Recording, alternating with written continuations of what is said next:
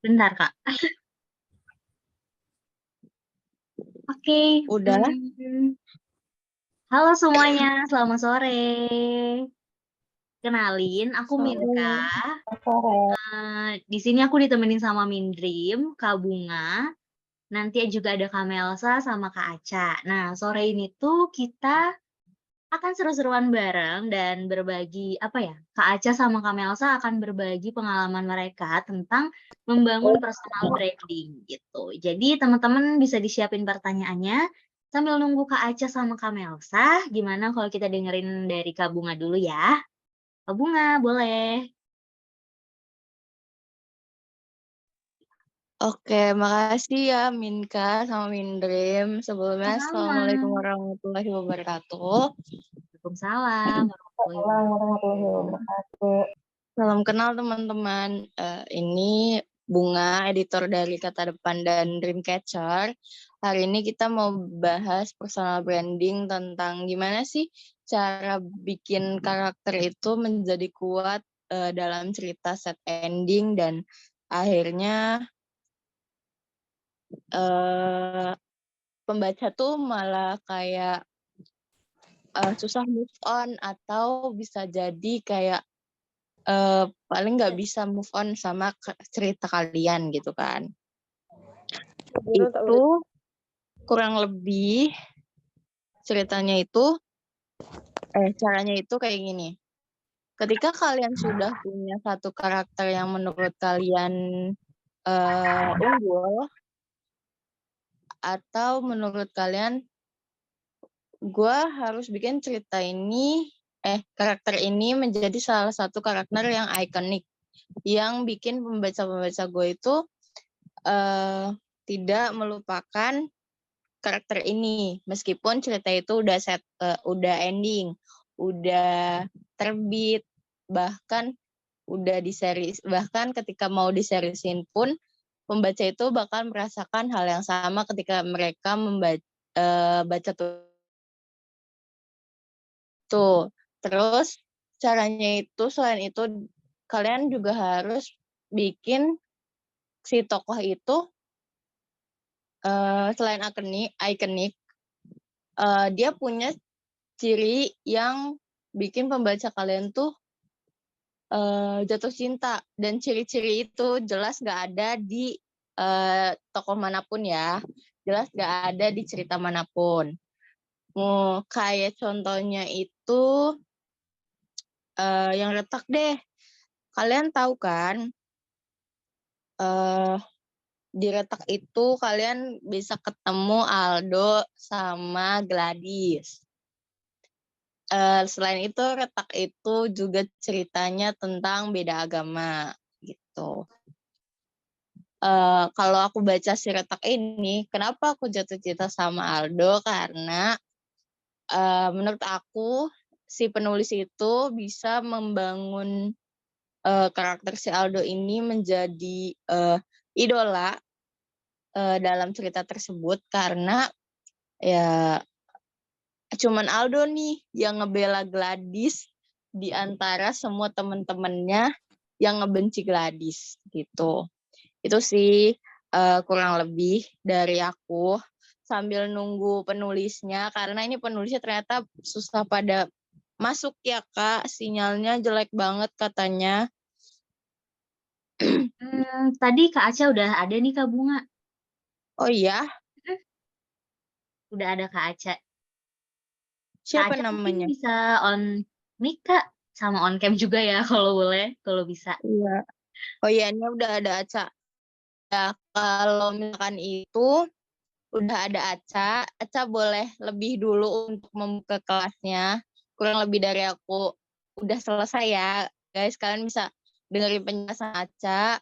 Eh, Terima kasih. Aca boleh dibuka. Halo Kak Aca. Mana nih Kak Acanya?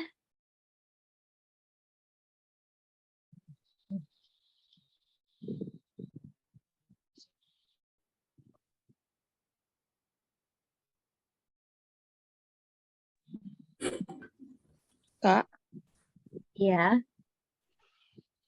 ini Aca udah ngomong belum sih? Belum kan? Belum tersambung deh kayaknya. Soalnya Aca, Kayaknya sinyal deh.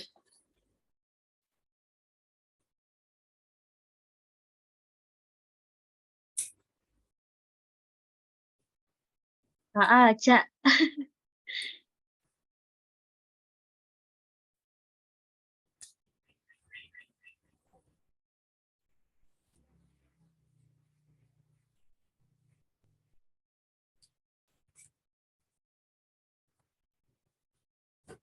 Tunggu sebentar ya teman-teman. Kayaknya sinyalnya Kak Aca agak sulit ya. Kayaknya soal tuh dari tadi pagi tuh emang hujan terus kan. Jadi kayaknya sinyalnya emang agak keganggu gitu deh. Tunggu sebentar ya teman-teman.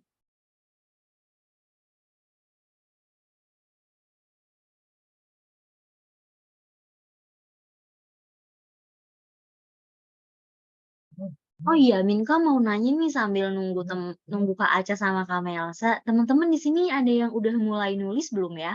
Mungkin di Wattpad atau mungkin nulis AU di Twitter atau mungkin ada yang udah pernah nerbitin buku.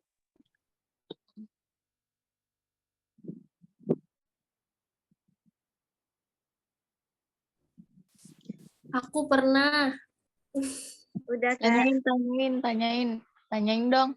Lebih suka sad ending apa happy ending?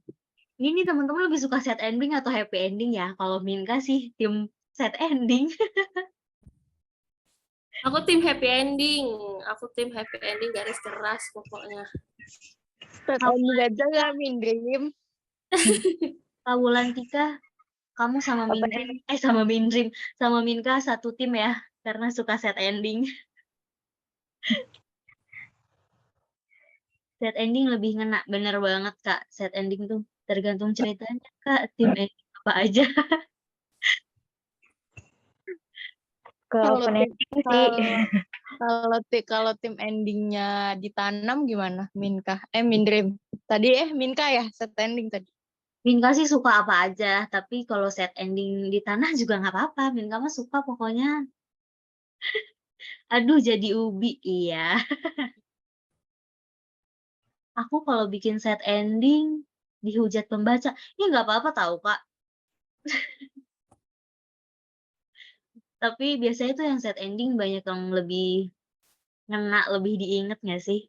Kayak Minka juga pernah tuh nulis, tapi sad ending juga. Terus ya emang gitu sih Kak, pada di pembacanya pada ngomel-ngomel. Tapi ya gimana ya, sad ending tuh lebih menyenangkan bagi Minka. Kak Doti, maaf tolong buka chat aku. Kak Minka.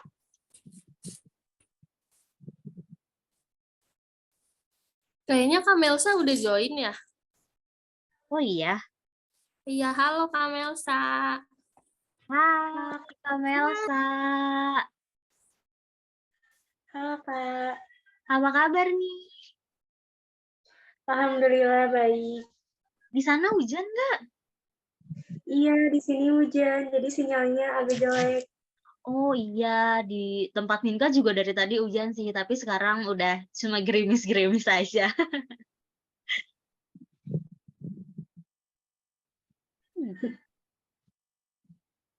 Oke. Ini mau Mel dulu atau Aca dulu nih? Soalnya Aca masih susah, nggak ada suaranya ya Aca. Boleh, kayaknya Aca Kak Melsa dulu aja kali ya Kak, daripada waktunya habis terbuang, jadi kayaknya mendingan Kak Melsa dulu aja. Oke, soalnya Aca keluar kayaknya deh Kak. Nggak ada. Ada deh.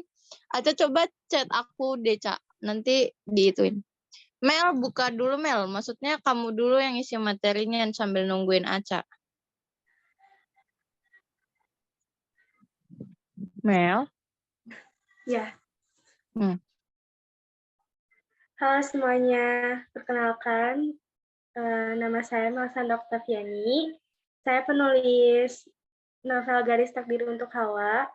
Di sini saya akan memberikan materi tentang cara membuat karakter yang kuat di dalam cerita yang sad ending. Jadi di dalam novel itu, kalau kalian pengen membuat karakter yang susah dilupain sama pembaca, yang pertama kalian harus menyiapkan konsep. Karena konsep itu di dalam novel sangat perlu, apalagi untuk tokoh utama. Tokoh utama misalkan dia suka makan permen. Nanti ketika karakter ini meninggal, pasti readers itu bakalan kangen dengan kelakuannya yang suka makan permen. Jadi kalau misalkan kalian bikin karakter Wattpad, kalian itu harus nyimpen ciri khasnya si karakter ini. Misalkan karakternya tadi suka makan permen, terus sifatnya kekanakan, atau misalkan sifatnya baik banget. Biasanya di dalam Wattpad atau cerita-cerita yang lagi populer, ciri khasnya itu keras kepala, bad boy, nakal. Jadi ketika dia meninggal dunia, pasti readers itu merasa sedih gitu, soalnya ini orang agak rese. Biasanya kayak gitu, kalau misalkan di dalam novel dan cerita-cerita Wattpad, kalian itu harus bisa menempatkan karakter ini. Karakternya itu harus kuat banget, biar orang-orang itu bisa mengingat. Atau enggak, dengan cara, kalau misalkan kalian bingung buat tema sifatnya si karakter utama ini, kalian bisa ngambil nama yang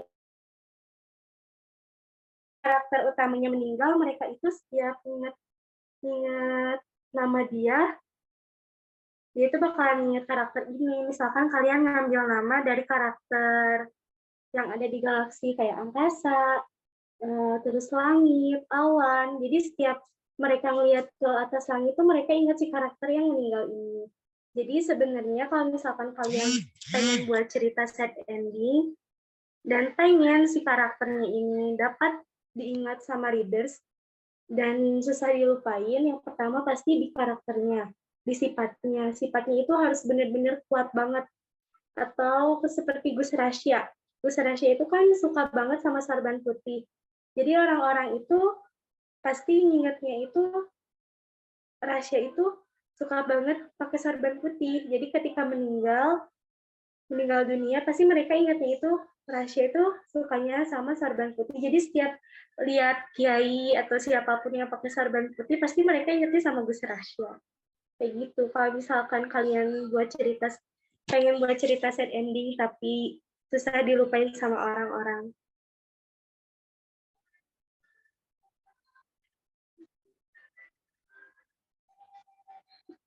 Rasya ini dari cerita novel aku ya. Rasya ini dari cerita Garis Takdir untuk Hawa. Rasya ini memiliki karakter yang sabar, terus dia itu paling gak suka sama berantem kayak gitu. Jadi readers itu suka sama karakternya yang sabar ini. Rasya itu dikenalnya bukan ganteng. Aku sengaja sih bikin karakter yang bukan dijelasin dari segi gantengnya, kan banyak ya kalau di Wattpad atau di novel-novel. Ini karakter cowoknya ganteng. Selain ganteng juga nakal, bad boy, ketua geng motor. Pasti kan ciri khas di Wattpad tuh kayak gitu, tapi Rasya tuh enggak. Sengaja aku buat Rasya ini orangnya sabar banget dalam menghadapi ujian dari Allah, dalam menghadapi Hawa istrinya. Jadi ketika dia meninggal dunia, readers pun jadi sedih, ikutan sedih, karena cowok kayak Rasya itu yang mudah diingatnya itu sifat sabarnya, bukan visualnya.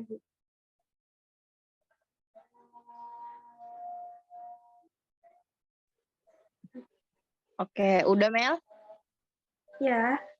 Udah? Udah. Oke. Terima kasih Melsa atas penjelasannya. Kita lanjut aja ya Minka, lanjut ke Kak Aca, nanti baru kita buka sesi tanya jawab. Iya, boleh. Oke. Halo Kak Aca.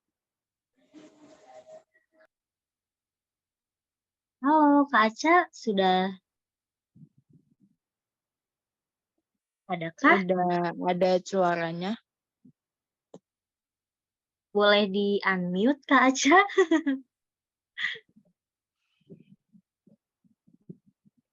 Kalau misalkan sinyalnya Kak Aca mungkin agak jelek, nggak apa-apa sih, nggak on cam juga. Iya, nggak apa-apa.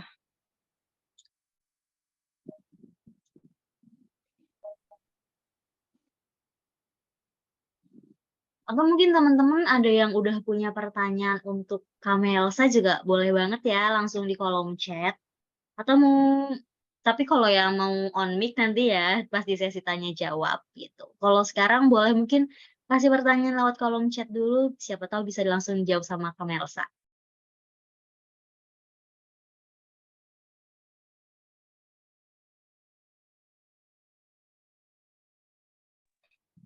Aca,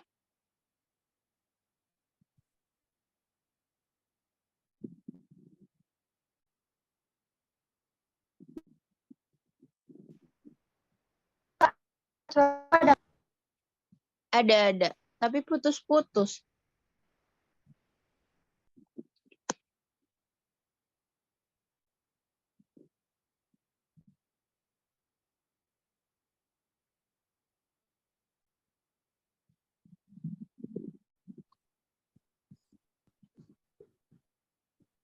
Kak Aca.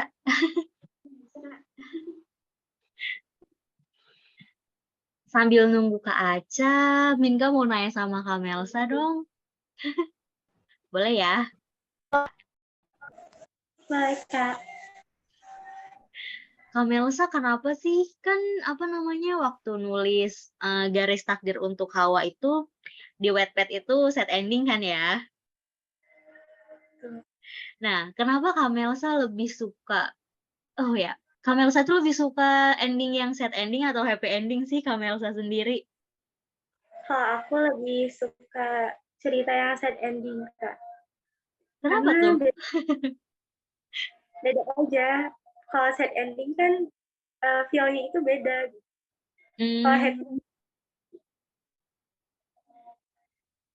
Kalau happy ending udah biasa ya kayaknya. ya betul. Sad ending kan jadi readers itu sering mengenang. Iya sih benar-benar. Ada nggak sih Kak kesulitan tersendiri untuk membuat novel set ending itu? Ada. Yang pertama pasti feel-nya itu harus benar-benar dapat. Aku bingung karena garis takdir untuk Hawa cerita kedua aku yang sad ending. Kalau yang pertama kan sad endingnya simple, kalau garis takdir untuk Hawa dua-duanya kan meninggal dunia, jadi aku bingung caranya biar mereka meninggal dunia kayak gimana. Tapi akhirnya bisa kah? Alhamdulillah bisa. Tapi kalau di novel itu sad ending atau happy ending ya Kak? Happy ending. Wah, Bukan teknik coping ya, soalnya aku kasihan beli, tapi endingnya sama aja. Jadi aku bedain sedikit. oh gitu. Wah, Kak Aca udah ada ya kayaknya. Halo Kak Aca. Halo Kak, maaf tadi agak gangguan. Iya nggak apa-apa. Hai Kak Aca, boleh kenalan dulu nih. Mungkin teman-teman di sini ada yang belum kenal sama Kak Aca. Boleh dong. Halo semuanya, kenalin aku Azhara Natasha atau akrab dipanggil Aca ya. Aku adalah penulis retak, riwayat, dan masuk dokter. Oke, Aca boleh langsung mulai aja ya. Oke Kak. Jadi di sini aku diberikan tanggung jawab untuk menjadi seorang pemberi materi di acara seminar kepenulisan ini dengan judul Personal Branding. Dan judul yang akan aku bahas di sini adalah menciptakan karakter yang kuat dan membekas di pikiran pembaca dalam cerita sad ending. Jelas ya suara aku ya? Jelas kok Kak Aca, jelas banget. Jadi dalam menulis buku itu kita harus sudah punya outline, kita udah punya karakter apa aja yang akan kita buat, terus juga bagaimana sifat para karakter tokoh yang akan kita jalankan juga. Jadi dalam menulis itu langkah pertama itu adalah membuat nama. Jadi aku itu penulis retak ya. Jadi aku punya nama yang waktu itu tuh sempat booming. Pertama adalah karakter Aldo dan Gladys. Jadi orang tuh taunya dulu tuh, oh Aldo itu adanya di novel retak nih, sama ada di novel retak. Jadi gimana caranya kita bikin nama karakter yang ada di novel kalian aja gitu loh. Terus bikin nama yang seunik mungkin gitu dengan karakter-karakter yang begitu kuat. Terus kedua adalah cover. Nah, jadi biasanya cover yang kita gunakan itu bisa bikin mereka tuh tergambarkan, oh ini ceritanya seperti apa ya gitu loh. Jadi ada beberapa pembaca yang bakal tertarik untuk baca cerita tuh dari covernya gitu loh. Jadi ada yang ngeliat dari alurnya, ada yang lihat dari sinopsisnya. Jadi pembaca tuh beda-beda ya. Terus ketiga adalah penulisan yang rapi. Nah, penulisan yang rapi juga pembaca yang perfeksionis juga bakal nyinggung ke arah sana gitu. Jadi gimana caranya bikin cerita yang menarik gitu loh. Jadi jangan hanya dari alurnya yang menarik, tapi dari cara penulisannya yang rapi juga adalah salah satu untuk menarik perhatian para pembaca. Terus gimana sih biar cerita yang kita buat itu membekas di pikiran pembaca gitu loh. Terus pertama, terutama ya ketika kita menulis cerita sad ending itu kita harus menetapkan diri sebagai pembaca. Nah, gimana ya caranya biar pembaca itu bisa bisa tertarik gitu, bisa masuk ke dalam cerita tersebut gitu loh. Jadi sebelum kita mempublish suatu cerita, kita harus memposisikan diri kita sebagai seorang pembaca itu bagaimana. Misalnya kita udah buat satu part nih, nah kita baca berulang kali gitu loh. Kita tuh bisa nggak masuk ke dalam cerita tersebut, bisa nggak kita memposisikan sebagai seorang pembaca itu bagaimana, apakah pembaca itu akan menangis, ataukah pembaca itu akan merasa baper, atau pembaca itu akan merasa marah gitu. Jadi kalau misalnya penulisnya aja udah ngerasa, oh cerita yang gue buat nih benar-benar benar-benar sedih ya gitu loh. Sampai penulis aja ngerasa sedih gitu, apalagi pembaca gitu. Jadi menetapkan diri sebagai pembaca itu penting. Kedua, membuat karakter yang kuat. Karakter yang kuat yang dimaksud ini punya ciri khas, misalnya warna kesukaan dia apa, terus makanan kesukaan dia apa, kalimat-kalimat yang biasanya dia ucapin tuh bagaimana gitu. Nah itu juga salah satu supaya tokoh yang kita buat juga membekas di pikiran pembaca. Misalnya kayak tokoh Aldo nih, dia kan tokohnya tuh cuek, dingin, tapi kalau udah sama Gladys tuh beda orangnya gitu loh. Jadi ada satu kalimat yang Gladys sering ucapin gitu. Jadi kan Gladys ini mengibaratkan si Aldo ini adalah seorang bintangnya dia gitu. Jadi dia selalu bilang kalau Aldo itu bintangnya, bintangku gitu. Jadi kalimat bintangku itu bisa jadi ciri khas yang kuat dari karakter Gladys tersebut gitu. Jadi kalian bisa ciri khasnya apa gitu, kesukaannya apa, tempat kesukaannya apa, love language-nya apa gitu. Itu bisa jadi sebuah karakter yang nantinya akan dikenal sama pembaca gitu. Terus menciptakan alur yang nggak pasaran gitu. Gimana ya caranya menciptakan alur yang nggak pasaran? Terutama kita harus menelaah lebih jauh. Lebih bagusnya kan sekarang tuh zaman-zamannya TikTok ya, TikTok. Dulu tuh aku juga waktu nulis tuh pasti ngelihatnya dari TikTok gitu. Apa aja sih kasus yang lagi booming nih sekarang gitu. Waktu aku dulu nulis retak itu pasti banyak ya orang yang menjalankan cinta beda agama gitu. Banyak ya orang yang berusaha gitu. Gimana caranya bisa bersatu padahal beda agama gitu. Terlebih dari sampai itu ada temanku yang pacarnya itu agamanya beda sama dia gitu. Terus ada temanku yang orang tuanya menikah dengan beda agama. Misalnya salah satu kakak ibunya itu agamanya apa, ayahnya agamanya apa gitu lah. Jadi mereka tuh nggak ada yang ngalah, tapi tetap menikah gitu. Jadi aku ambil dari sana untuk alur yang aku buat. Jadi aku paham betul kayak, oh kayaknya seru nih bikin cerita yang kayak gini gitu. Jadi kita harus terinspirasi gitu loh. Terus juga kalian jangan asal kutip kayak misalnya kalian habis baca novel A nih. Wah, kayaknya aku pengen bikin juga. Ternyata kalian plagiat dan itu akan menimbulkan masalah-masalah yang kedepannya nggak bisa kita hindari gitu. Jadi usahakan alur ceritanya yang berbeda gitu. Kalau misalnya mau tentang perjodohan kah, tentang cinta beda agama juga sama kayak novelku, tapi gimana sebisa mungkin berbeda dengan yang lain gitu. Supaya apa ya? Supaya kita sebagai penulis juga tahu gitu loh. Oh, enggak kok cerita ini enggak sama dengan cerita yang lainnya gitu kan. Nah, kita kan bahas tentang sad ending ya. Jadi kalian pasti udah tahu lah sad ending itu apa gitu kan. Sad ending kan cerita yang akhirnya sedih, entah itu salah satu tokohnya meninggal, entah salah satu kisah asmara mereka nggak bisa bersama gitu, entah salah satu atau konflik yang mereka ciptakan dalam novel tersebut nggak selesai, itu kan bisa jadi sad ending gitu. Jadi di dalam novel itu ada 4 ending ya. Ada 4 ending. Pertama ada happy ending, ada sad ending, ada surprise ending, sama bittersweet ending gitu kan. Nah, aku jelasin dulu ya. Happy ending udah jelas pasti ending yang bahagia gitu. Entah si tokohnya bareng-bareng, entah si masalahnya selesai sampai clear gitu, sampai orang tuh mikir, oh ini tuh happy ya ceritanya tuh gitu kan.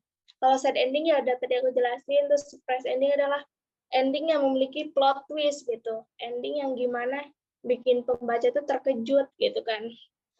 Sama satu lagi ada surprise ending gitu. Surprise ending, bittersweet ending, yang dimana endingnya itu bahagia enggak, sedih enggak, jadi rata-rata aja gitu. Jadi enggak sedih banget, enggak happy juga enggak gitu kan. Nah, jadi itu aja sih supaya caranya kita bikin cerita itu hidup gitu dengan tokohnya yang nggak bisa dilupain. Intinya adalah bagaimana kita membuat tokoh yang bisa diingat dengan sama pembaca itu adalah dari karakternya. Jadi karakternya seperti apa, terus kalimat-kalimat yang sering muncul di dalam novel itu apa, supaya bisa menjadi ciri khas gitu, ciri khas dalam novel kalian.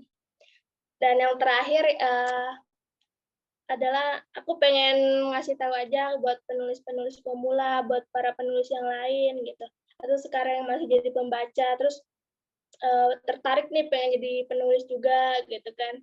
Jangan jadikan angka itu sebagai patokan. Aku selalu memegang prinsip penulis yang berhasil itu bukan dia yang karyanya dibaca jutaan pembaca gitu, tapi penulis yang berhasil itu adalah penulis yang bisa menyelesaikan tulisannya. Buat teman-teman yang masih sekarang masih pemula, masih mau ada niat nih buat buat jadi penulis, kalian tuh jangan patokin ke angka deh. Kalian pikirin aja gimana caranya bisa nyelesain tulisan ini dari awal sampai akhir. Karena itu kalau udah jadi terjun ke penulis itu bakal susah banget. Bakal susah buat selesain cerita gitu loh. Itu yang bakal lebih susah gitu. Itu aja sih, Kak. Wah, seru banget nih cerita sharing dari Kak Aca ya. Oh ya teman-teman, kalau udah banyak yang mau tanya, teman-teman ada yang mau tanya, boleh langsung aja di kolom chat atau angkat tangannya ya. Nanti boleh Minka bisa langsung on mic aja ya. Oh iya, sebelum itu Minka mau nanya nih sama Kak Aca. Kak Aca itu nulis novel itu udah dari kapan ya? Aku nulis tuh dari sebenarnya aku sempat nulis tuh dari SMP ya. SMP kelas 9 itu aku udah nulis, tapi aku nggak punya support gitu lah. Teman-teman aku pada bilang kayak, aku tuh sempet nulis, terus aku promosiin karena teman-temanku baca Wattpad juga. Aku bilang, baca ceritaku dong, gitu-gitu kan.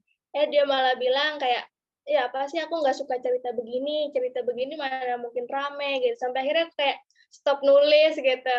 Sampai akhirnya aku kelas 10 tuh SMA, aku punya teman-teman yang mereka tuh rela gitu loh walaupun nggak baca Wattpad, mereka rela buat download Wattpad buat baca ceritaku. Jadi aku di situ mulai dari kelas 10 sekitar 2019 gitu aku nulis.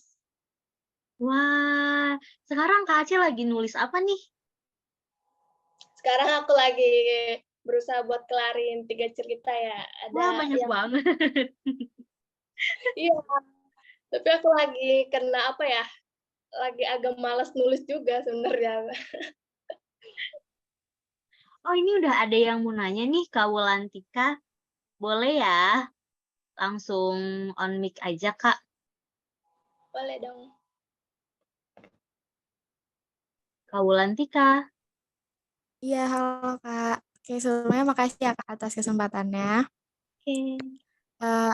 Aku izin bertanya, ini boleh dibuat Kak Aca atau Kak materi yang sebelumnya. Ya, ini aku izin bertanya nih ya Kak, ini terkait writer's block gitu tuh. Nah, tadi kan kalau misalkan kata Kak Aca tuh, apa ya, menulis tuh jangan sampai, apa ya, penulis yang bagus, yang baik tuh penulis yang menyelesaikan ceritanya gitu tuh. Masalahku mungkin di situ ya Kak, kayak awalnya mentok nih, nggak ada inspirasi gitu loh. Tapi lama-kelamaan, mungkin sama kayak Kak Aca tadi, nggak ada temen, terus kayak, apa ya, manajemen waktuku yang kurang baik gitu tuh. Akhirnya yang tadinya mentok, nggak ada ide dan niatnya cari referensi tuh malah males gitu tuh, dan udah lupa sama alur ceritanya. Kira-kira kalau kayak gitu tuh, apa ya, maksudnya kayak untuk menghilangkan kebiasaan buruk itu tuh gimana gitu loh. Terus sama yang tadi gitu loh, terkait motivasi gitu tuh, walaupun orang-orang atau teman-teman kita tuh nggak ngedukung gitu. Kayak aku terakhir nulis itu waktu 2020 gitu loh Kak. Berarti kan hitungannya hampir 3 tahun yang lalu gitu loh.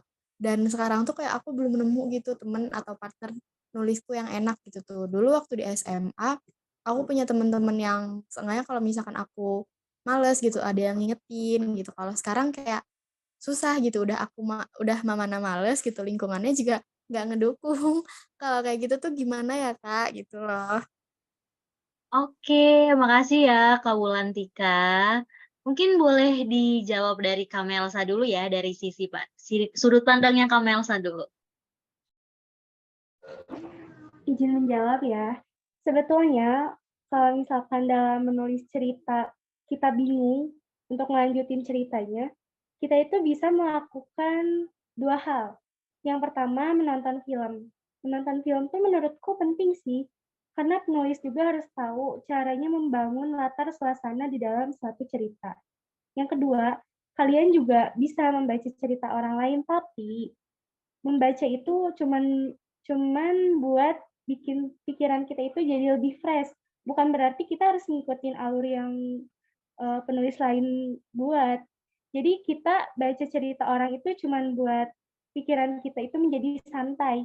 Kalau misalkan ngerasa baca cerita nggak ngebuat kalian semangat nulis cerita lagi, atau ide kalian nggak balik lagi, menurutku kalian itu harus nonton film. Soalnya dengan menonton film, kalian bakalan lebih fresh. Biasanya kalau aku writer's block atau susah susah cari ide untuk melanjutkan alur cerita, biasanya aku tuh nonton film. Nonton film, baca novel, setelah melakukan 2 hal itu biasanya aku langsung dapet ide.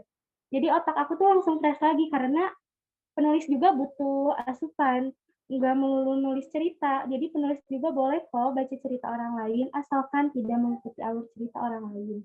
Gitu aja prinsipnya. Kalau misalkan kalian ngerasa nulis cerita susah terus nyari ide, kalian harus cari inspirasi dulu. Cari inspirasi sebanyak-banyaknya boleh dari pengalaman hidup atau dari pengalaman orang-orang yang kalian kenal. Biasanya dengan cara nyari inspirasi dari kehidupan nyata, ide itu bakalan ngalirnya tuh banyak banget. Soalnya kalau misalkan nulis cerita, diambil dari imajinasi aja kadang memang bakalan kayak gitu ujungnya. Makanya harus mencampurkan pengalaman kita di dalamnya. Seperti itu. Sudah, Kak Mungkin Melsa? itu aja ya jawabannya. Oke. Sekarang boleh nih dari sudut pandangnya Kak Aca, gimana nih? Iya. Jadi aku biasanya ada beberapa penulis tuh yang sebelum nulis tuh mereka bikin outline gitu. Jadi kayak dari kita dari awalnya bagaimana, pertengahannya gimana, endingnya kayak gimana, benang merahnya bagaimana gitu. Biasanya beberapa penulis tuh bikin begitu juga, salah satunya aku. Aku biasanya kalau kita udah mentok gitu di tengah-tengah, kita kan nggak tahu lanjutnya bagaimana. Kalau misalnya kita punya outline, kita tuh bakal kayak, oh udah sampai sini nih, kita berarti lanjutannya ke sini gitu. Benar kata Kak Melsa juga tadi, salah satunya adalah untuk menonton film gitu, untuk bikin kita refresh gitu. Terus sama yang kita balik lagi ke tujuan kita nulis itu untuk apa gitu. Kasihan kan kalau kita udah punya satu pembaca yang benar-benar nungguin cerita kita lanjut tuh, terus tapi kitanya malah males-malesan gitu. Padahal mereka tuh udah support kita sebagaimana mungkin gitu lah. Jadi kita tuh harus gimana ya, sebagai penulis yang profesional tuh gimana caranya kita berusaha untuk melanjutin cerita kita gitu loh. Satu pembaca itu penting daripada kita nungguin punya ratusan ribu membaca, tapi mereka tuh nggak tahu cara yang menghargai gitu loh. Jadi kita tuh balik lagi ke tujuan nulis kita itu untuk apa gitu loh. Terus juga sama bikin outline gitu. Terus kalau misalkan kita kena blog Writer gitu, kita kan harus kayak males banget ya gitu, terus nggak tahu mau nulis apa, setiap udah lihat tulisan tuh udah muak banget gitu rasanya gitu kan. Jadi balik lagi kita kayak, aku tuh biasanya tuh ngelihat penulis yang lain tuh kayak, mereka tuh udah nerbitin buku lagi loh, mereka tuh udah jauh gitu progresnya, mereka tuh udah nggak males-malesan gitu. Malu lah kita udah punya pembaca yang nungguin banget gitu kan, tapi kitanya malah males-malesan. Kadang kita iri kan ngelihat pencapaian orang lain yang udah sampai titik yang lebih jauh gitu, tapi kita masih di situ-situ aja gitu. Jadi itu tuh bisa jadi patokan buat kita tuh kayak, oh berarti harus lebih keras lagi nih gitu kan. Jadi kayak ngelihat nggak apa-apa iri sama pencapaian orang lain, bikin kita jadi kerja keras gitu, bikin kita jadi nggak malas gitu. Jadi nggak apa-apa ngelihat pencapaian orang lain, ngelihat orang lain yang udah jauh, tapi kita masih di situ-situ aja. Jadiin itu buat batu loncatan buat kalian supaya tetap menulis gitu kan, gitu. Jadi ingat tujuan kalian menulis, ingat sama pembaca-pembaca kalian gitu. Jadi jangan bikin mereka nunggu terlalu lama gitu kan.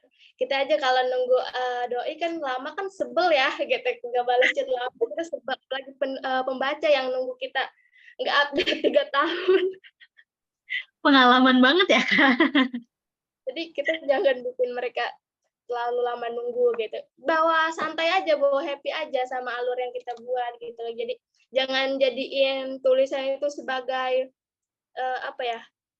beban gitu. Jadi kita nulis sebagai hobi aja. Udah kita nulis buat have fun, buat kita kalau healing kan harus penyembuhan diri orang kan beda-beda. Ada yang pergi ke sana. Kita udah jadiin aja tulisan kita sebagai suatu untuk penyembuhan diri kita buat senang-senang ya. Itu aja sih Kak. Oke, makasih banget nih tipsnya. Gimana Kak Wulantika? Udah jelas nih jawaban dari Kak Melsa sama Kak Aca? Oke, udah jelas Kak. Ini bisa jadi catatan nih buat aku. Iya, semoga tipsnya bermanfaat ya Kak. Oke, makasih Kak Aca, Kak Melsa. Oh, ini ada lagi dari Kak Dani, boleh langsung di-unmute aja? Minka, itu Minka. Iya. Yang kedua tuh Eriana dulu, baru Kak Dani. Kak Eriana dulu. Kak Dani tadi dia udah ngechat di chat, nggak apa-apa, kayaknya Kak Dani dulu aja deh. Oke. Oke, terima kasih untuk kesempatannya.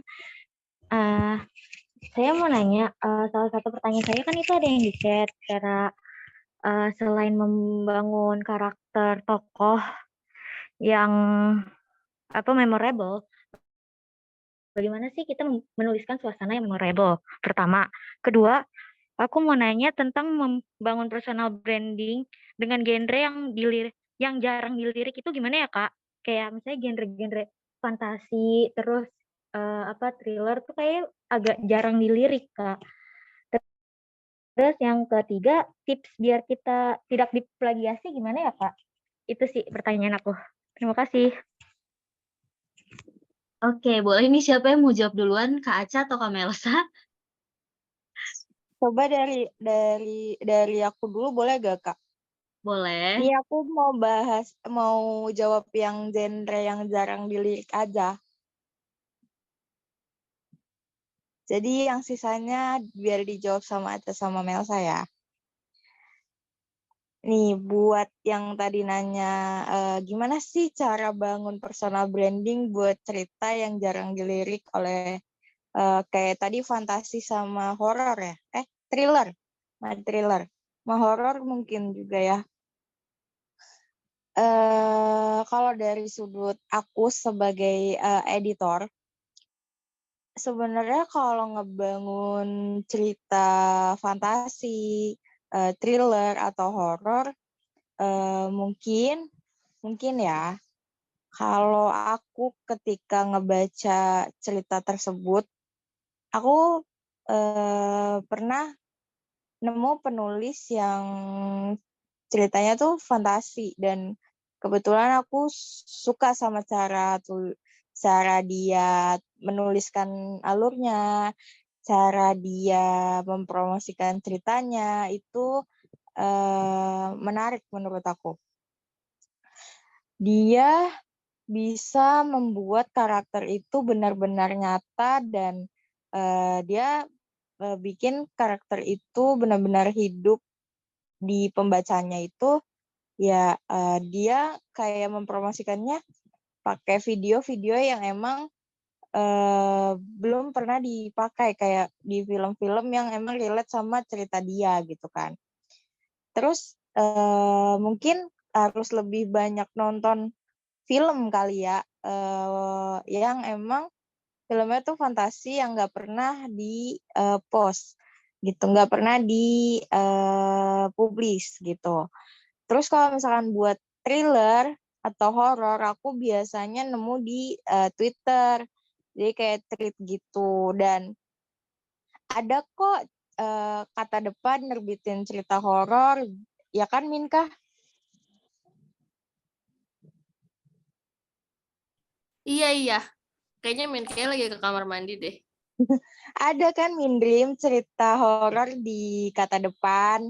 Ada Itu di Kata Depan kemarin tuh baru terbit Pendaki Datang Bulan, itu tuh dari treat horor. Terus juga nah, salah satunya ada juga kalau horor itu dari penerbit Nauli, ada yang judulnya Case sama Villa Angker. Mungkin ada sebagian juga yang udah tahu. iya itu mungkin kalian bisa lihat IG penulisnya, gimana sih mereka mempromosikan cerita mereka gitu, gimana sih mereka memperkenalkan cerita mereka ke publik, ke pembaca mereka, sampai akhirnya pembaca mereka tuh mau baca cerita itu, mau kepo sama cerita itu gitu. Dan kalau nggak salah nanti ada lagi ya Mindrim ya di Kata Depan cerita horor.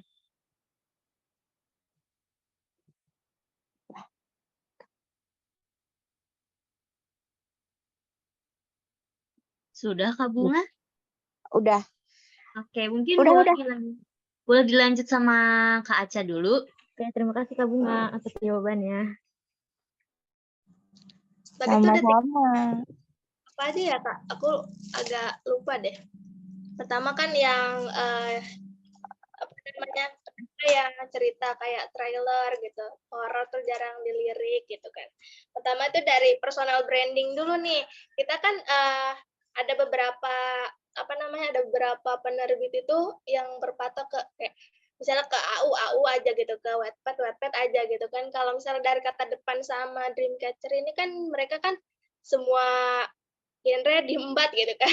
Ya, gitu. Jadi ada beberapa tempatnya gitu, ada yang khusus untuk cerita horor aja penerbitnya, untuk dari misalnya translate-nya gitu, kayak novel dari yang luar negeri itu ditranslate jadi ke Indonesia juga ada penerbitnya gitu. Jadi setiap karya itu ada tempatnya gitu kan.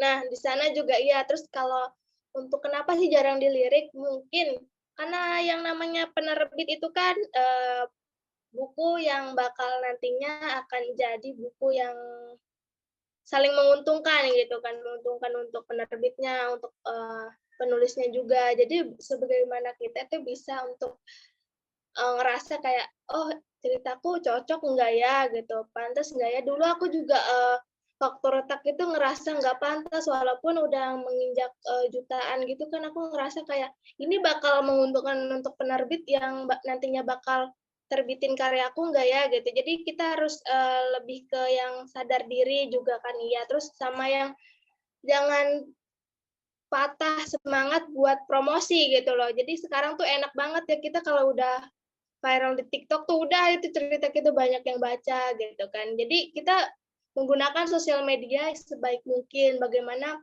bentuk promosi kita sama yang kayak Kak Bunga ucapin tadi gitu kan. Kita kayak sekarang tuh sosial media banyak banget, Facebook, Twitter, TikTok, Instagram, gimana caranya kita untuk memperbesar pasar kita di sana gitu. Jadinya nggak cuman kita punya naskah segini, kita terbitin gitu.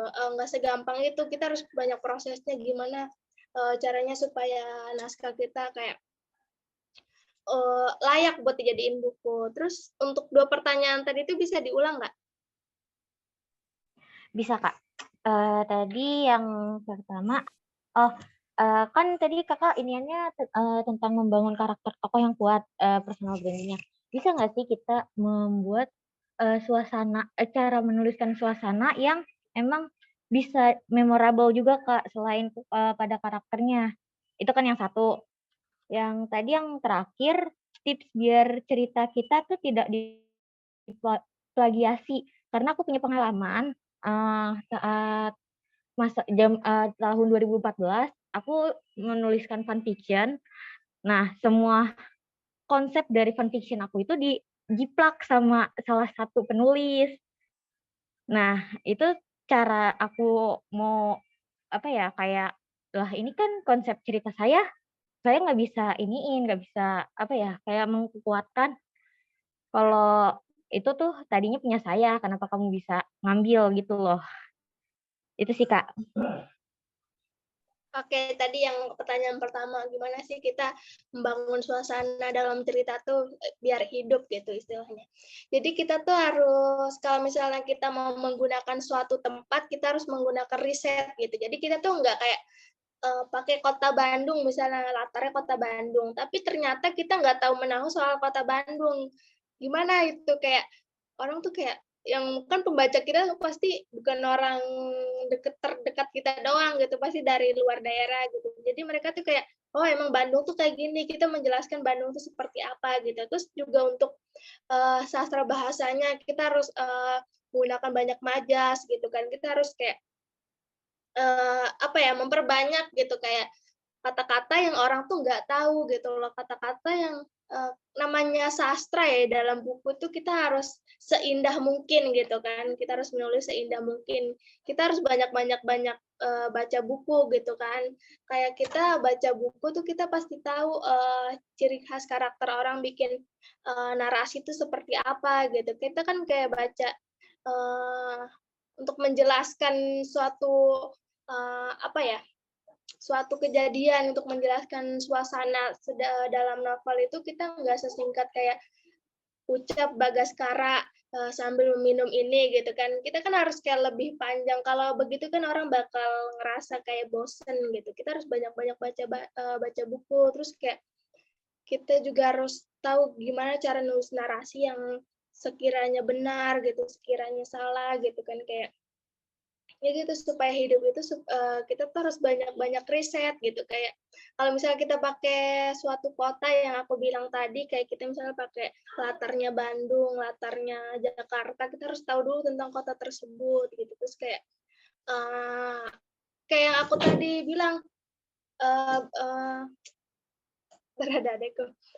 yang aku bilang tadi, kayak kita bikin suatu karakter yang sekiranya supaya hidup itu, ya kita harus melakukan riset terlebih dahulu. Terus kita juga kayak, aku biasanya ya supaya itu aku tuh kayak apa ya, acting lah ya istilahnya, kayak acting gitu supaya kayak, oh ini latarnya begini, suasananya begini, aku ngerasa kayak oh udah klop gitu. Jadi kayak udah aku jadi pemerannya, aku jadi penulisnya, aku jadi artisnya, aku jadi skenarionya gitu, aku yang bikin sendiri. Terus untuk yang terakhir tadi itu apa tadi tuh? Biar nggak diplagiat ya, biar nggak diplagiat kita harus punya pembelaan yang kuat gitu. Kita harus punya kayak kita tuh udah kan kayak biasanya aku juga pernah diplagiat, biasanya itu yang plagiat tuh lebih galak daripada yang punya gitu. Penulis pertama tuh ya intinya plagiat tuh lebih galak kan daripada penulis aslinya gitu tuh. Bener banget, Kak. Iya, sering sering ketemu yang begitu tuh. Terus kayak kita harus punya punya ini lebih kuat sih, kayak kita punya oh aku udah nulis dari ini loh gitu loh. Nah dia kata-katanya tinggal salin gitu-gitu. Kita tuh nulis tuh kan biasanya tuh kan kita lebih lama nulis daripada seorang plagiat gitu biasanya.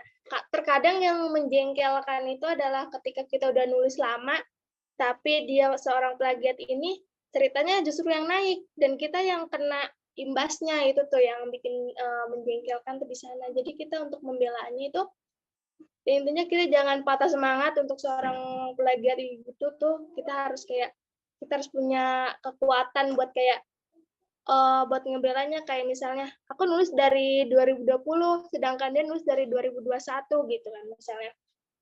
Untuk biasanya tuh plagiat tuh gak akan berani untuk buat ngaku gitu, nggak akan pernah mau ngaku dia tuh. Jadi gimana kita buat mendorong, biasanya sih aku tuh pakai cara kayak oh ya udah kita bawa ke jalur hukum aja, padahal aku males gitu kan istilahnya. Jadi pasti banyaknya itu anak-anak kecil sih yang lebih muda dari kita tuh yang plagiat. Soalnya yang kalau udah punya pikiran dewasa itu nggak akan kepikiran buat plagiat gitu. Itu aja sih. Terima kasih banyak, Kak Aca. Terima kasih Aca untuk jawabannya. Sekarang boleh mungkin dari Kak Melsa.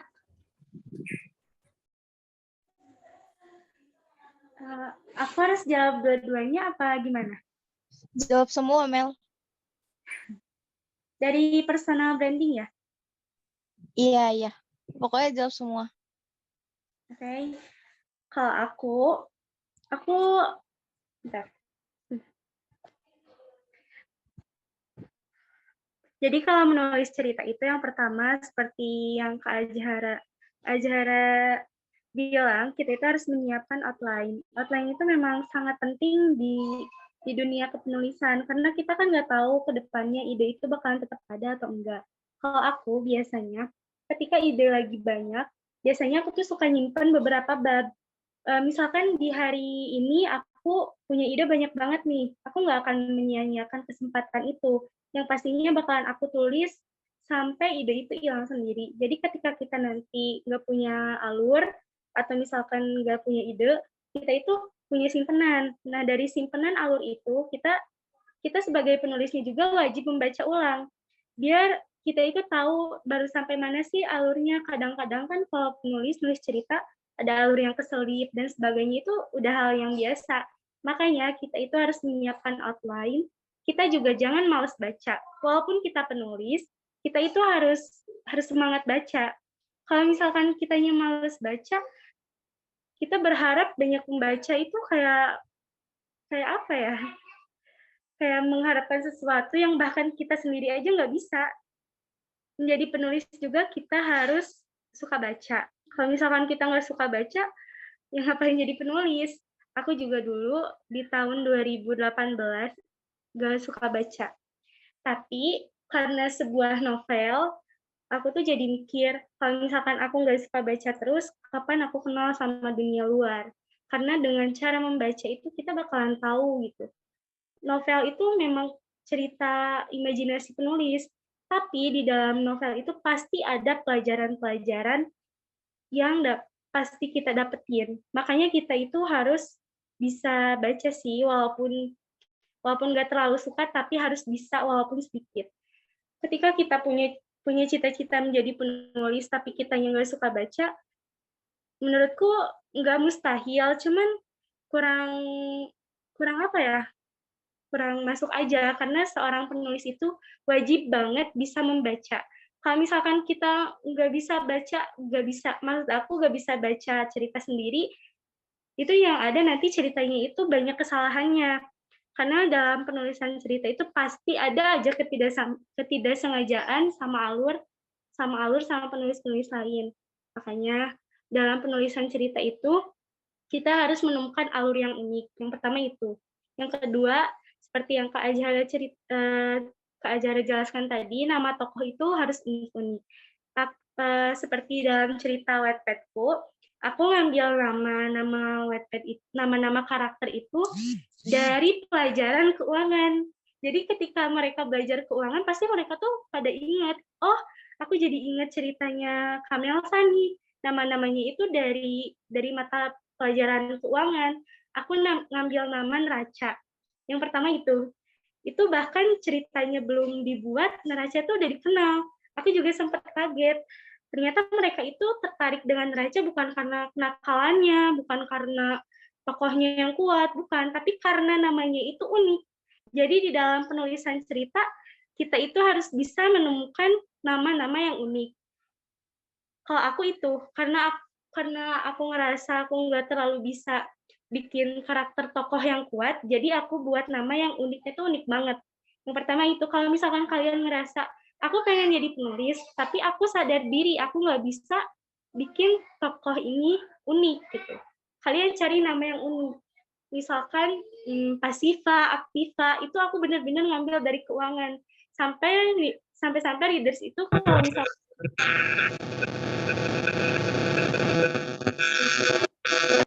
aku jadi ingat karakter-karakter ceritanya Kamelsa. Untuk pertanyaan yang pertama tadi udah aku jawab ya. Yang kedua, tadi pertanyaannya bagaimana cara menciptakan suasana yang apa ya? Yang dikenang gitu kan? Pertanyaannya tadi boleh diulang? Cara menuliskan suasana yang memorable. Memorable. Kalau misalkan di dalam novel, kita itu harus tahu dulu latar tempatnya.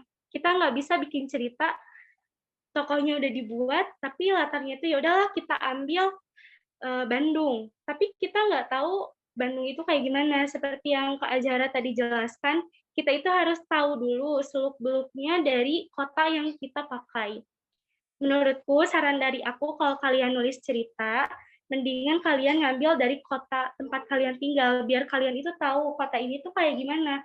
Karena di setiap daerah, di setiap kota, di setiap negara, pasti beda-beda kan, dari budaya, dari bahasa. Gak bisa kan kita tinggal di Jawa Tengah, tapi bahasanya gue kan aneh. Pasti di Jawa itu rata-rata bahasanya halus, pakai bahasa Jawa. Kalau misalkan nggak pakai bahasa Jawa pun kita harus punya deskripsi yang benar-benar nyambung kan. Nggak mungkin tiba-tiba tinggal di Jawa Tengah, tapi kita pakai bahasa lu gua. Masuk nggak? Nggak kan? Karena di Jawa itu etikanya sangat tinggi. Nah, itu sebabnya kita harus menyiapkan. Misalkan kamu mau membuat latar suasananya ini di Amerika. Kita kan nggak mungkin nulis semua dialog itu pakai bahasa Indonesia. Kecuali kalau kamu punya narasi yang bikin si pembaca itu paham. Jadi sebelum bikin latar suasana yang memorable, kalian juga harus mempelajari dulu tempat-tempat yang pengen kalian buat. Nah, saran dari aku, ketika membuat cerita, kalian tuh harus membuat satu tempat yang disukai sama tokoh utama. Misalkan tokoh utama ini suka banget sama taman. Jadi ketika ceritanya sad ending, pasti yang diingat itu setiap orang-orang ke taman itu mereka tuh jadi ingat gitu. Misalkan karakter utamanya namanya Neraca. Si Neraca ini suka banget nih di taman. Jadi selain karakternya yang mudah diingat atau namanya yang mudah diingat, dia juga suka sama satu tempat ini. Jadi kalau misalkan kalian nggak bisa menciptakan latar suasana yang memorable,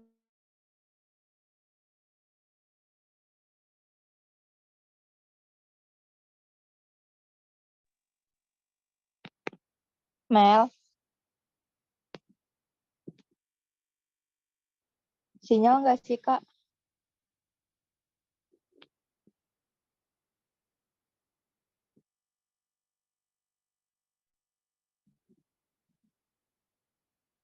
Kak, Iya, kayaknya sinyalnya deh.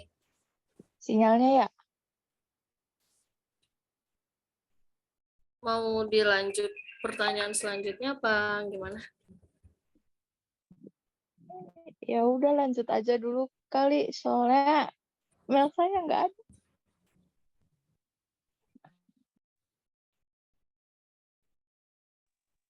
Melnya keluar ya? Lanjut ke Aca dah. Lanjut maksudnya lanjut yang nanya dulu. Melnya keluar gak sih? Apa ada? Iya, kayaknya Melsanya keluar deh. Berarti lanjut aja kali ya, biar nggak buang-buang waktu juga. Kita langsung Iya. ke Kak Eriana. Boleh Kak Eriana di-unmute? Makasih. Ya, halo kakak-kakak sekalian. Terima kasih atas kesempatannya untuk berbagi ilmu bersama di sini. Pertanyaanku sederhana, Kak. Gimana cara ngatasin minder karena baca cerita orang lain? Kadang ya, meskipun aku dapat apresiasi dari pembaca gitu, kayak, wah Kak makasih ya udah nulis cerita ini, atau Kak ceritanya keren banget gitu, tetap aja itu nggak bisa ngalahin perasaan minder ketika baca cerita orang lain, kayak, kok tulisan dia lebih keren ya, kok aku nggak bisa ya nulis kayak dia gitu. Terus kayak yang tadi kata Kak Aca, jangan terpatok sama angka. Itu gimana caranya ya Kak biar nggak terlalu fokus sama angka? Soalnya lagi-lagi ketika ngelihat tulisan orang gitu atau novel-novel orang, kok banyak yang beli, kok banyak yang baca gitu. Sekali lagi rasa minder itu datang gitu. Apa mungkin cerita mereka yang bagus kali ya, ceritaku yang kurang bagus, makanya nggak sebanyak itu yang baca gitu Kak. Terima kasih. Terima kasih Kak Eriana. Boleh langsung dijawab aja sama Kak Aca. Iya boleh. Jadi aku juga awal-awal aku ngerasa minder. Minder tuh wajar karena kita tuh ngelihatnya itu pencapaian orang lain gitu kan. Sebenarnya kita dalam menulis kayak singkatnya itu kita berjualan ya, berjualan kanan kiri kita, misalnya kamu jualan tempe, kiri kanan kamu juga jualan tempe. Kadang kan kita kayak kita tuh yang beli cuma 2, sedangkan di samping kiri itu ada 10, samping kanan itu ada 5 gitu. Kalian pasti ngerasa kayak, apa tempe yang aku jual ini nggak enak ya? Sebenarnya enggak, karena setiap karya itu ada rezekinya. Jadi kayak kita buku orang itu dijual, oh sekali jualan itu kejual 10.000 gitu, kayak sedangkan aku cuma kejual 100 gitu. Itu balik lagi kita mikirnya itu adalah rezeki kita gitu. Kalau misalnya kita mikirnya apa karena buku aku nggak ini ya, nggak bagus ya, apa alur ceritanya membosankan ya, ternyata enggak. Jadi karena kita tuh adalah prinsipnya tuh dari awal tuh setiap karya pasti ada pembacanya, entah itu 1, entah itu 2, entah itu 1000, entah itu 100 gitu kan. Jadi aku bilang jangan patok pada angka itu adalah kita balik lagi ke tujuan, karena kita tuh orang tuh bakal lebih seneng ya, bakal lebih kesebut sama orang tuh kalau misalnya kita bikin cerita yang kitanya bisa apa ya namanya berkomitmen kita dari awal sampai akhir tuh kita nggak memakan waktu banyak buat males-malesan gitu kan. Jadi jangan mindernya itu kita dah aku ceritaku berbobot kok, ceritaku itu apa namanya ceritaku itu bagus juga kok, buktinya yang komen aja bilang bagus gitu. Jadi kalau misalnya ada yang komen bagus satu, walaupun satu itu benar-benar bikin kayak bersyukur banget. Dulu aku juga kayak zaman-zamannya dulu tuh kalau misalnya kita nulis tuh kita feedback disebutnya. Jadi aku tuh baca cerita orang, nanti ceritaku dibaca juga sama penulis itu, nanti aku ngasih vote gitu. Kadang ada beberapa yang cuma ngasih vote aja, komentarnya tuh ya seadanya gitu. Jadi ketika aku dapat satu pembaca yang baca cerita aku tanpa aku minta gitu, tanpa kita harus ngasih apa namanya feedback juga gitu, jadi ngerasa kayak seneng gitu kan, kayak oh ceritaku juga ada pembacanya loh walaupun gak sebanyak penulis lain gitu. Jadi kita tuh harus percaya aja sama diri kita sendiri. balik ke poin setiap karya itu pasti ada rezekinya. Entah yang namanya manusia kita kan dikasih rezeki ya segitu, berarti segitu gitu kan. Jangan mikir kayak kita harus sama kayak dia gitu, kita harus sama kayak orang itu. Kalau misalnya kita semua rezekinya kita sama rata gitu kan, kita nggak ada kaya nggak ada miskin gitu. Jadi kalau misalnya pengen kayak orang tersebut, berarti kita harus lebih menaikkan standar kualitas dari tulisan kita. Kita harus lebih keras lagi promosinya. Kalaupun promosinya udah keras tapi ternyata belum juga bikin kita puas. Namanya manusia, kita kan nggak ada puasnya. Tapi kalau misalnya kita udah ngerasa bersyukur, kita pasti ngerasa kayak, oh tulisan gue tuh bagus juga kok. Kalau misalnya kejualnya cuma segini, ya berarti emang rezekinya segini gitu. Kayak minder tuh wajar, insecure tuh kadang itu adalah sesuatu yang wajar gitu. Jadi kita jangan jadikan itu sebagai beban pikiran, karena itu bikin kita nggak jadi maju gitu. Kalau misalnya kita mikirnya, ya udah nggak apa-apa, kita punya terjualnya segini, berarti rezekinya segini. Kita harus lebih kayak memfokusin ke karya kita sendiri aja, jangan fokus ke yang lain gitu. Jadi jangan kayak tiba-tiba lewat beranda, temen kita tuh yang jualan buku juga ternyata terjual banyak. Kalau misalnya kita punya pikiran kayak, kok dia bisa ya, kenapa gue nggak bisa? Ternyata setelah aku juga sering ikut seminar, dan di sana aku sering dibilang kayak setiap karya itu punya rezekinya. Jadi kita jangan ngerasa punya kita itu nggak sebagus punya orang lain gitu loh. Jadi kita tuh punya karakteristik dalam karya tersebut. Jadi kita harus jadi penulis yang punya karakter gitu kan. Kita harus jangan niru orang lain. Kita nggak harus sama kayak orang lain. Jadi diri kamu sendiri aja. Jadi karya kamu sendiri aja. Kita jangan ikutin standar orang lain. Kalau orang lain lakuin segitu, kita lakuin segitu, ya udah bersyukur aja gitu. Cukup, semoga terjawab ya. Terima kasih Kak Aca.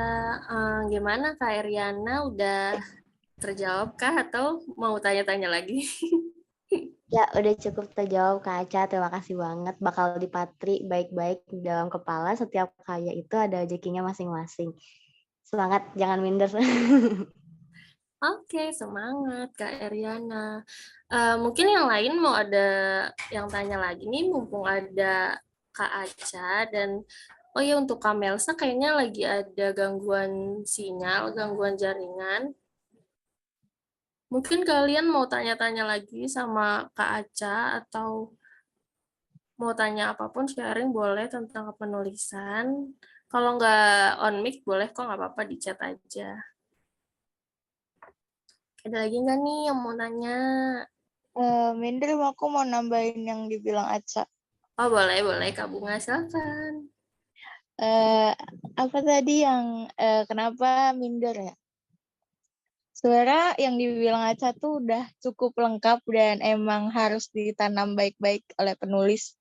Kalau kalian boleh ngelihat pencapaian orang yang kok cerita dia rame sih, tapi cerita gue nih dikit banget yang baca gitu.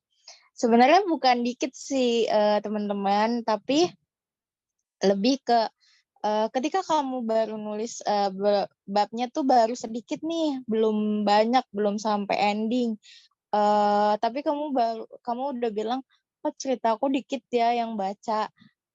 Kenapa nggak kamu coba buat, ayo aku kelarin dulu cerita ini sampai ending, nanti aku promosikan. Aku kenalkan mereka ke semua orang supaya mereka bisa baca ceritaku gitu. Karena ketika kalian baru nulis 1 bab atau 2 bab atau 5 bab, dan itu udah pasti ngegantung kan. Nah, rata-rata tuh sekarang orang-orang pengen bacanya babnya tuh udah banyak dulu nih. Udah misalkan sampai 20 atau sampai 30 gitu. Bahkan udah ending duluan baru dibaca sama dia gitu. Jadi mending daripada kamu minder sama yang lain dengan pencapaian mereka yang ternyata pembacanya lebih banyak daripada kamu, kenapa nggak kamu coba buat selesaiin dulu nih sampai ending, terus baru kamu promosiin tuh di semua sosmed kamu, entah itu di TikTok, entah itu di Instagram gitu. Dan kalau misalkan kamu nanya gimana sih cara promosi yang menarik gitu kan, kamu bisa lihat di beberapa akun-akun penulis yang emang menurut kamu promosinya itu kamu ATM, amati, tiru, modifikasi. Nah, jadi kamu bisa aja pakai ATM-nya penulis. Maksudnya caranya penulis kamu ATM gitu. Kamu tiru nih caranya. Oh, dia bikin video kayak gini nih. Tapi kamu modif, kamu perbarui lagi, kamu percantik lagi dengan ide kamu, dengan konsep cerita kamu. Konsep cerita kamu dengan alur cerita kamu gitu. Jadi daripada kamu minder, terus nanti stuck, nggak selesai ceritanya, terus ceritanya nggak dikenal sama orang, nggak dibaca sama orang, kan lebih nggak enak kan lebih nggak enak kayak gitu kan. Mending kelarin dulu nih ceritanya sampai ending, terus kamu promosiin deh di semua sosmed kamu gitu. Kurang lebih sih gitu kalau dari sudut pandang aku ya sebagai editor, dan aku sempat juga nulis gitu. Jadi kayak aku dulu tuh selalu nekenin aku harus selesaiin cerita ini karena aku yakin gak ada orang yang mau baca cerita gantung. Gak ada orang yang mau baca cerita cerita yang cuman setengah doang gitu. Pasti dia mau baca ceritanya sampai ending gitu. Itu sih dari aku. Terima kasih, Mindrim. Terima kasih, Kak Bunga. Mungkin itu tambahan sharing-sharing tentang jawaban Kak Eriana tadi ya. Ada yang mau bertanya lagi nggak nih? Masih kita tungguin. Aku tungguin di kolom chat ya. Mungkin sambil nungguin pertanyaannya, aku pengen tanya-tanya ke Kak Aca lagi, boleh? Sorry banget, aku juga nggak bisa on cam nih, soalnya error laptop aku. Iya, jadi aku pengen nanya nih buat Kak Aca, biasanya Kak Aca tuh dapat ide buat sebuah cerita atau inspirasi itu dari mana sih, Kak?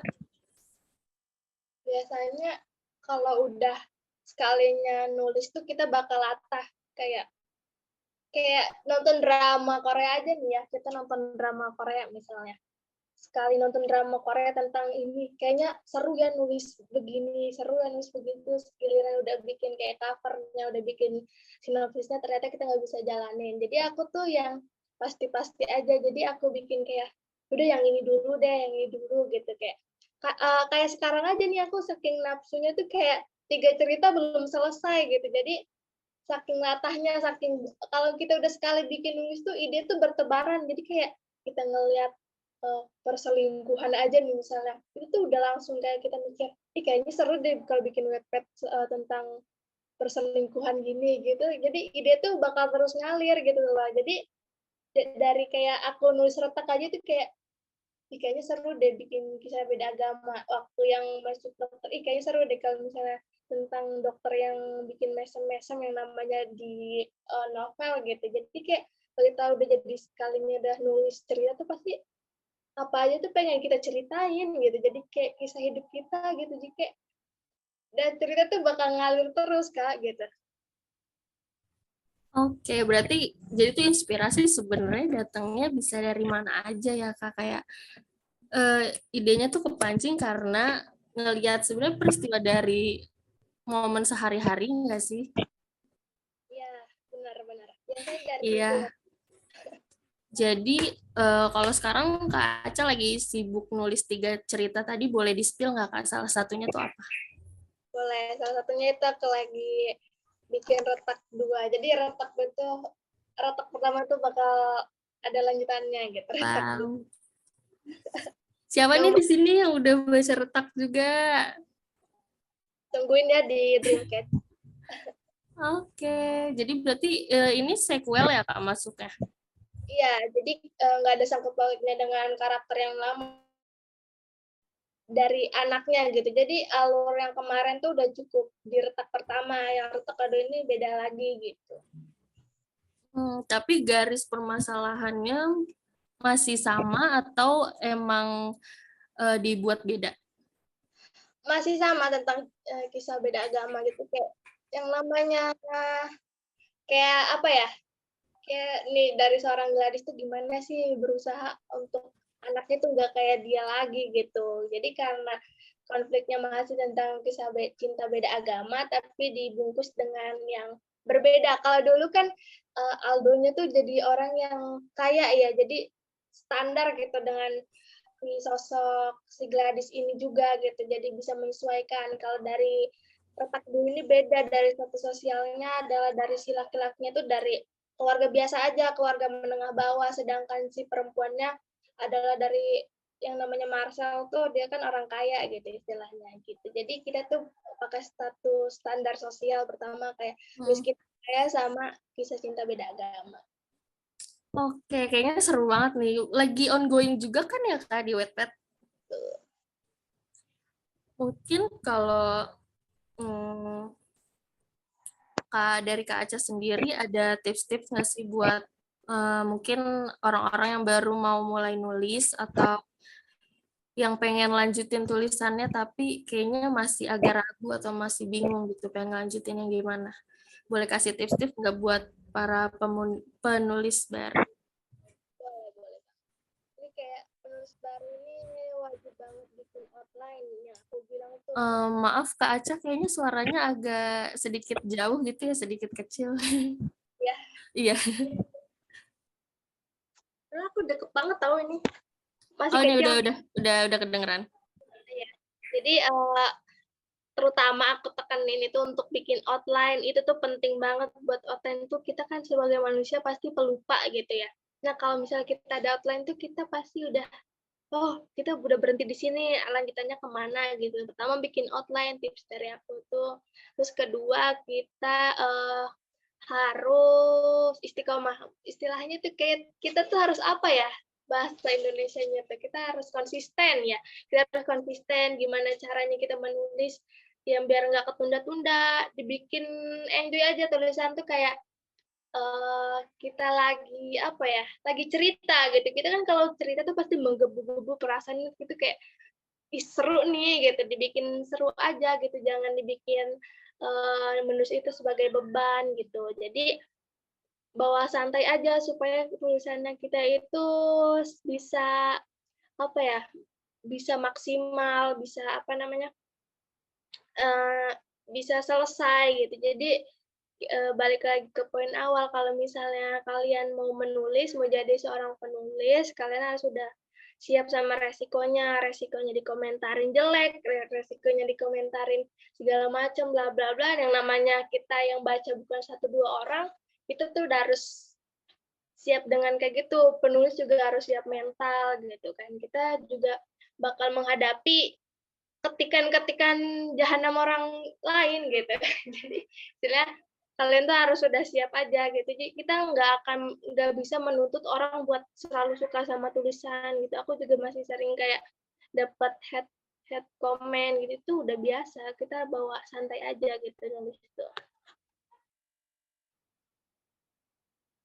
Oke, makasih banyak Kak Aca buat tipsnya. Mungkin teman-teman lain ada yang mau nanya lagi nggak nih?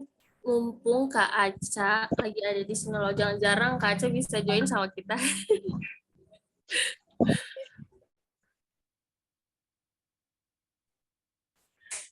Atau Kak Bunga mau ditambahin lagi? Ada yang mau ditambahin? Enggak, kalau udah cukup kok. Aca udah cukup menjelaskan dengan baik. Dan semoga bisa diterima dengan baik oleh teman-teman. Karena menurut aku itu udah paling mudah untuk dipahami ya bahasanya. Oke, kalau nggak ada yang mau bertanya lagi, mungkin nanti bisa bertanya di grup kreatif Teman Kelas. Sebelum kita akhiri kelas ini, mungkin Kak Aca ada mau tambahin lagi atau sudah cukup? Aku mau bilang makasih aja buat teman-teman yang udah bertanya, udah memberanikan diri untuk bertanya, udah mengikuti apa namanya seminar ini sampai akhir. Semoga apa yang aku sampaikan ini bermanfaat dan semoga kalian bisa lebih semangat buat nulisnya gitu. Jangan insecure ya. Itu aja sih, Kak. Thank you, Kak Aca. Kita harus pede, guys, biar tulisan kita juga banyak dibaca orang lain, dan ingat kata Kak Aca, jangan insecure. Pokoknya istiqomah aja, konsisten. Sebelum aku akhiri kelas ini, boleh on cam dulu nggak buat dokumentasi ya semua? Aku juga coba on cam, soalnya tadi rada error juga. Oke, kita siap-siap ya. Kita foto bersama. Udah siap belum nih semua?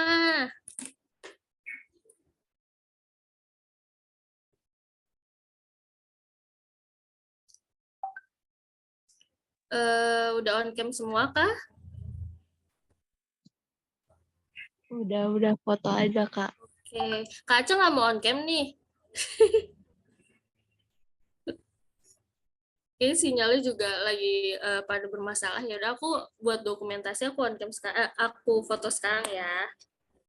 1, 2, 3. Sekali lagi. Ya nggak apa-apa, yang nggak bisa on cam, yang bisa-bisa aja kok. 1, 2, 3.